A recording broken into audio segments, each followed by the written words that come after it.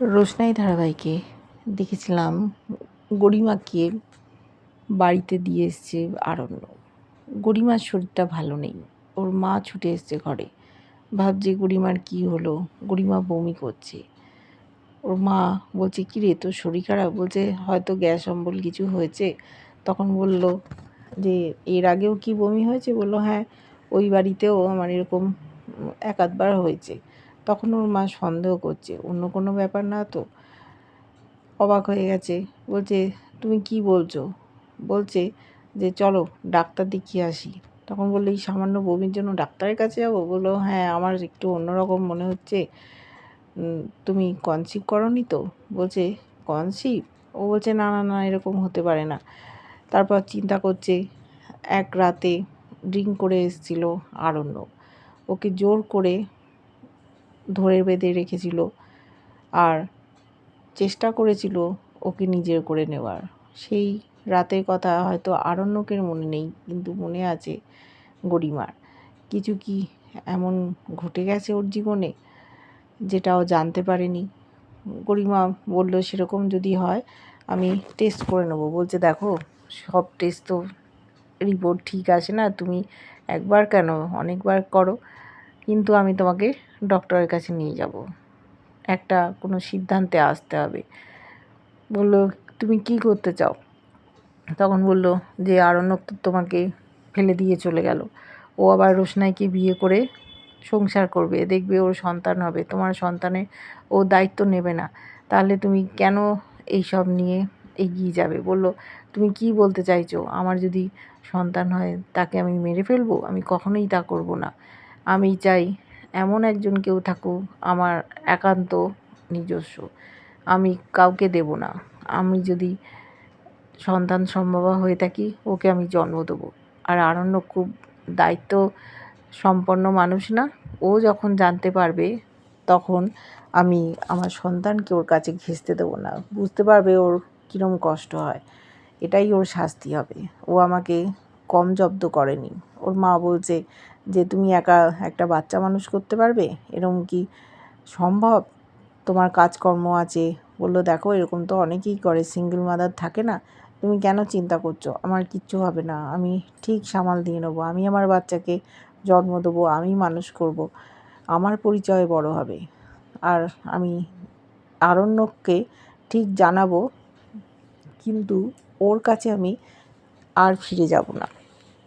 এদিকে সকাল হতেই আরণ্য পরিবারের সকলের সামনে বলেছে আমি তাড়াতাড়ি বিয়েটা করতে চাই। ওরা অবাক হয়ে যাচ্ছে। আগের দিন রাতে যে ছেলেটা তার স্ত্রীকে ফেরত দিয়ে এসছে বাপের বাড়িতে, আর পরের দিন কিনা অন্য একটা মেয়েকে বিয়ে করতে চাইছে, কেউ মেনে নিতে পারছে না। রোশনাইও ওখানে মাথা নিচু করে দাঁড়িয়ে আছে। সবাই অভিসম্পাত করছে, বলছে লজ্জা শরম নেই, এই মেয়েটার জন্য আমাদের বাড়ির বৌমা বাড়ি থেকে চলে গেল। রোশনাই কিছু বলছে না।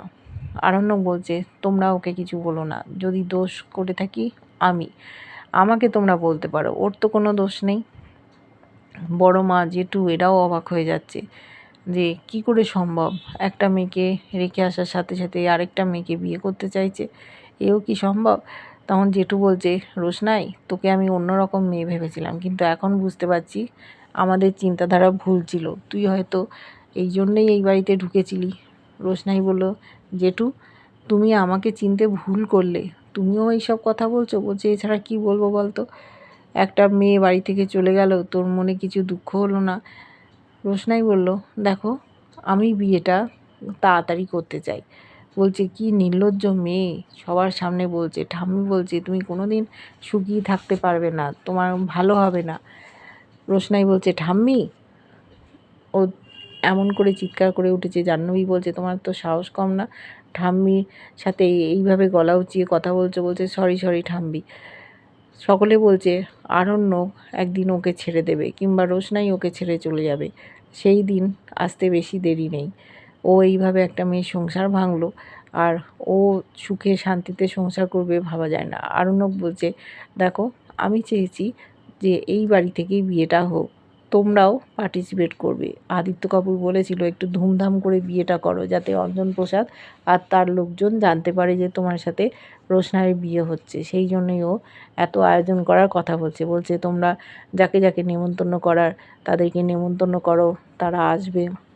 কিন্তু ওর বাবা বলছে এটা আমাদের লজ্জার কথা, আমরা কাউকে নেমন্তন্ন করব না। ওর মাও বলল আমরা কি পাড়া প্রতিবেশী সবাইকে জানাবো যে আমার ছেলে একটা মেয়েকে রেখে দিয়ে এলো, আবার যে বাড়ির কাজের মেয়ে তাকে বিয়ে করতে চাইছে। বলছে যে তোমরা রোশনাইকে কাজের মেয়ে বলতে কিন্তু এখন আর বলো না, ও সুরঙ্গমা মুখার্জির মেয়ে।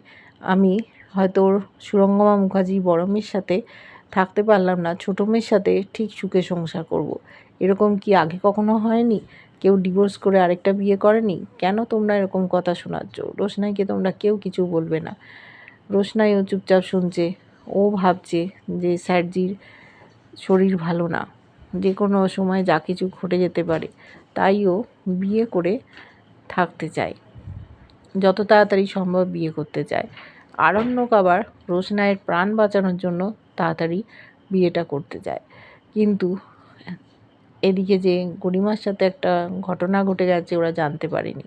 ওর মা বলেছে আরণ্যককে জানাতে, গরিমা হয়তো সেই কথাটা জানাবে যে ও প্রেগনেন্ট। তখন গরিমা বা গরিমার কথাটা শুনে কি করবে আরণ্যকের পরিবার? ওরা কি গরিমাকে আর ফেরত আনবে না? রোশনাই এত কিছু জানার পর কি বিয়ে করতে চাইবে আরণ্যককে? না হলে তো গরিমার সন্তানটা অনাথ হয়ে ঘুরে বেড়াবে, যদি ওর মা থাকবে কিন্তু বাবার স্নেহ পাবে না। এত বড় অন্যায় রোশনাই সহ্য করতে কি পারবে? কী হতে চলেছে ওদের জীবনে সেটা আমরা জানি না। ছোটু ওখানে আছে। ছোটু বলেছে দেখ বাদশা, তুই যা সিদ্ধান্ত নিবি আমি তাতেই রাজি। তখন আরণ্যক বলল আমি তো ওই জন্য তোমায় কোনো কিছুই বলিনি, আমি জানি তুমি কোনো প্রতিবাদ করবে না, তাই তোমাকে কিছু বলিনি। সাথে আছে ও। রাজা বলছে তুই এটা ঠিক করলি না বাদশা, গরিমা কত কষ্ট পেল, ওকে কষ্ট দিয়ে তুই সুখী হতে পারবি? বলছে দেখো দাদাভাই, এরকম অনেকেই করে, তাই তোমরা আর বলতে এসো না। বলছে জাহ্নবী আমরা এটা মেনে নেব না, তুমি এই কাজের মেয়েটাকে বিয়ে করছো। বলছে তুমি আর কথা বলো না, তুমিও তো এই বাড়িতে বউ হয়ে এসেছো, তোমাকেও তো আমরা সহ্য করে নিয়েছি। তোমার যে সব গুণ আছে তা তো না, তুমি কোনো অন্যায় করনি সেটাও না, তুমি যে একজন পারফেক্ট এটা আমি বলি কি করে? আমার তরফ থেকে তো তুমি পারফেক্ট না, ভুল সকলেরই হয়।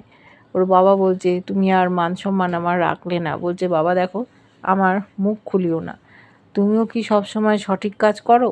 তা তো না, তুমিও অনেক ভুল কাজ করো। বলছে আমার প্রফেশন নিয়ে তুমি কথা বলবে না। বলছে না আমি বলতেও চাইনি, তুমি এমন অনেক কাজ করো যার জন্য আমার মাথা হেট হয়ে যায়, আমি আর তোমার মুখোশটা সবার সামনে খুলতে চাই না, এতে তোমার অসম্মান হবে। যতই হোক তুমি আমার বাবা হও, তাই বাবার অসম্মান আমি সহ্য করতে পারবো না। ওর বাবা মাঝে মাঝে রেগে যাচ্ছে, আবার নিজের তো অনেক দোষ আছে, সেই জন্য বেশি কথা বলতে পারছে না, চুপচাপ থেকে যাচ্ছে। ওরা ছেলেকে ছাড়বে না। আরণ্যক বলেছিল যে তোমরা যদি এখানে আমাদের বিয়েটা না দাও ঠিক আছে, বিয়ে দিও না, আমরা অন্য কোথাও গিয়ে বিয়ে করব। তখন আরণ্যকের মা বলছে না না, তোমাকে ওই মেয়েটার সাথে কিছুতেই ছেড়ে দেবো না, যদি তোমার কোনো ক্ষতি করে দেয়। কোনো তো বিশ্বাস নেই, গরিমাকে বাড়ি থেকে তাড়িয়েই ছাড়লো, যা হওয়ার আমাদের চোখের সামনে হবে। যদিও মেয়েটাকে আমরা আমাদের ছেলের বউ হিসেবে একেবারেই মানব না, কিন্তু আমরা চাই না তোমরা বাড়ি ছেড়ে অন্য কোথাও যাও। একটা দিনক্ষণ দেখে বিয়ে ঠিক করতে হবে।